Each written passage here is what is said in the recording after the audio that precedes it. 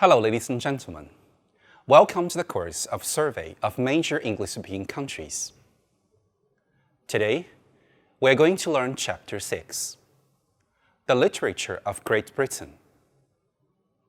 This lecture is about Lesson D, the 19th century realism in British literature. It was in the Victorian era, 1837 to 1901, that the novel became the leading literary work in English. Another important fact is the number of women novelists who were successful in the 19th century, even though they often had to use a masculine pseudonym. At the beginning of the 19th century, most novels were published in 3 volumes.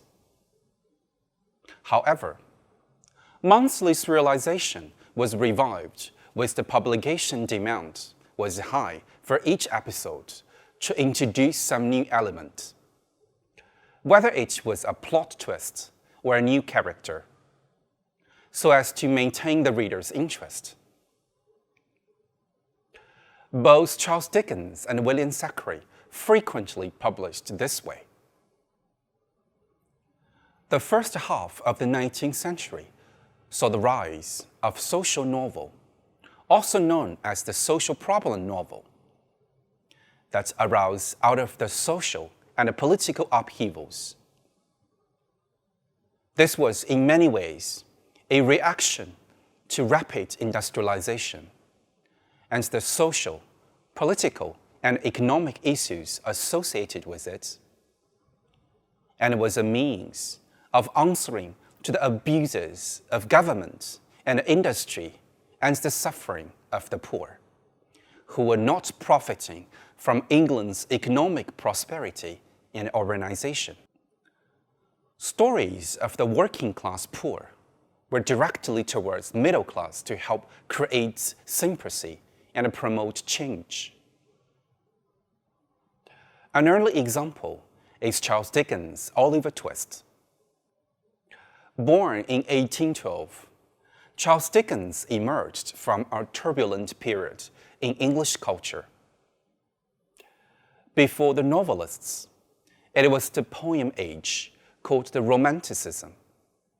An important point about Romanticism is that it is defined by its poets, including William Wordsworth, Samuel Taylor Coleridge, George Gordon Byron, Percy Bysshe Shelley, and John Keats. Romanticism is a reaction against what came before, the periods of the Enlightenment and reason. Romanticism is all about emotion and feeling as opposed to thought, nature over civilization. Charles Dickens has a complicated relation to Romanticism. William Wordsworth, the great poet of Romanticism, famously said that poetry comes from the spontaneous overflow of powerful feelings. Charles Dickens, hardly influenced by the Romanticism and resist the moralistic impulses and theoretical implications. Unlike the Romantic writer, whose concern was the single itself, Charles Dickens, concerned about the relation between oneself and another, the self and the society. Charles Dickens used his novel not only to advance his career, but also to get us interested in some pretty serious things. The evils of an industrializing society, the working condition in factories, child labor, vicious social snobbery, the government bureaucracy. Great storytellers can make us care, and a few writers have made readers care more than Charles Dickens. Dickens wrote vividly about London life and the struggle of the poor, but in a good-humored fashion, accessible to readers of all classes.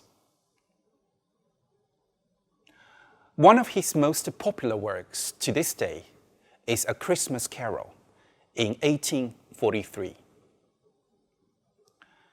In more recent years, Charles Dickens has been most admired for his later novels, such as Dombey and Son, 1846 to 1848, Great Expectations, 1860 to 1861, Bleak House, 1852 to 1853, and Little Dorrit, 1855 to 1857, and Our Mutual Friend, 1864 to 1865.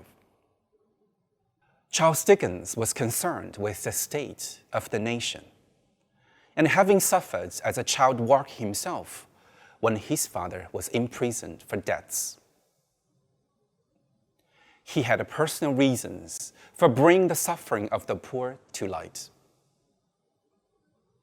He wrote many well-known novels, including Oliver Twist, the story of an orphan child drawn into crimes in the London underworld. David Copperfield, his own favorite book, and Great Expectations, which traces the growth of Philip Pip from a boy of shallow dreams to a man of depths and character. His work enjoyed unprecedented popularity during his lifetime. And by the 20th century, critics and scholars had recognized him as a literary genius. His novel and short stories are still widely read today. Jane Austen wrote 6 novels published between 1811 and 1818. These stories of middle-class women in search of husbands are known for their fine writing, subtle characterization, and controlled studies of manners. The novel of manners pictures in detail of the customs and thoughts of a certain social class. Jane Austen, who is so genius in this form of writing, is indeed one of the greatest of all English novelists. A delightful, almost flawless stylist, she has devoted admirers of her Sense and Sensibility, Pride and Prejudice, and Emma, among other works. In the spirit of the 18th century, rationality is praised. But in the contemporary spirit of Romanticism, this is balanced with imaginative and the personal. This balance is seen in the title of Sense and Sensibility, which was made into a highly successful film by a Taiwan director, Ang Lee. You should watch it in your spare time. Jane Austen's story often explores the dependence of women on marriage in the pursuit of favorable social standing and economic security. Her use of biting irony, along with her realism, humor, and a social commentary, have long earned her reputation among critics, scholars, and the popular audience alike. Perhaps the most famous literary family in British history are the Bronte Sisters. And they too were influenced by the Romantic movement. They were 3 daughters, Charlotte, Emily, and Anne, of the vicar of a village church in Yorkshire. They were poor, but educated and respectable. They had a brother who was a failed painter and alcoholic, and other sisters who died in childhood. All the sisters were tragically to die before their father. Given their short lives, they didn't produce much. But among their works are some of the best-loved novels in English. Charlotte Bronte's Jane Eyre and Emily Bronte's Wuthering Heights being the most successful. Both have been produced in films and TV dozens of times. Their novels reflect both their local geography, the wide, high moor of the local hills, which their home back onto, and their uncertain economic position, because of which they could not hope for a respectable marriage of equals, being too poor. Thus, Jane Eyre tells the story of an orphan who has loveless childhood at a terrible boarding school, and who goes to work for a rich man as a governess to his child. He becomes attracted to her because of her independence and a free spirit. However, he has a secret in his past. A mad former wife locked up in the attic of his house. The secret discovered, Jane runs away. Later, she becomes the object of a vicar attention, who wishes to marry her as he feels she will make a suitable wife for a missionary. But in true romantic fashion, this worthy but passionate love is rejected, and Jane returns to the darker but passionately romantic figure of the prior's employer, Mr. Rochester.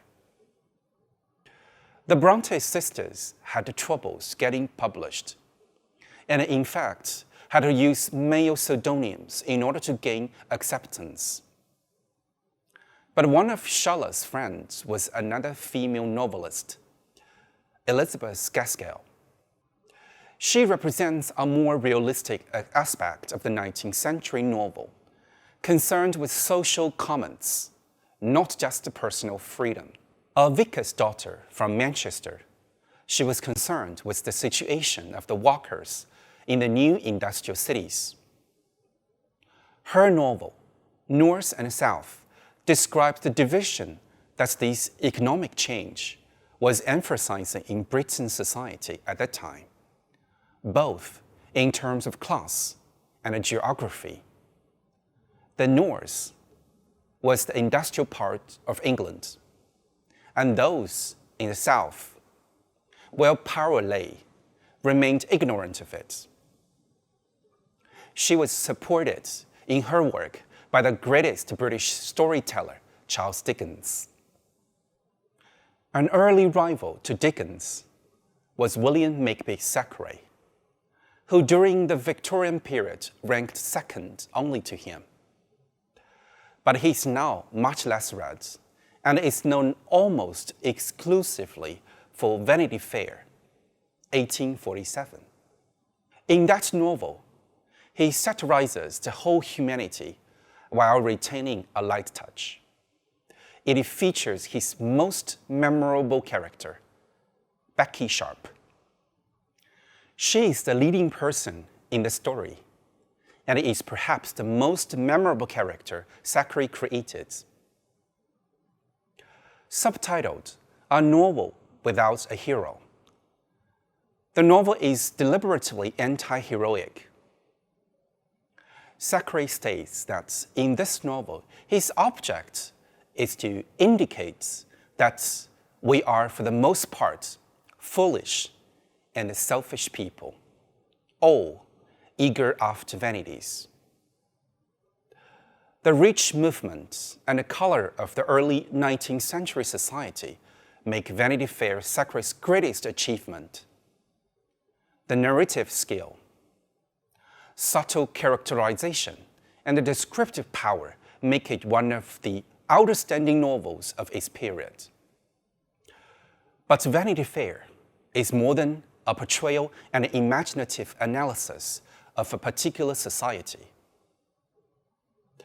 From the story, we are made aware of the ambivalence of human motives.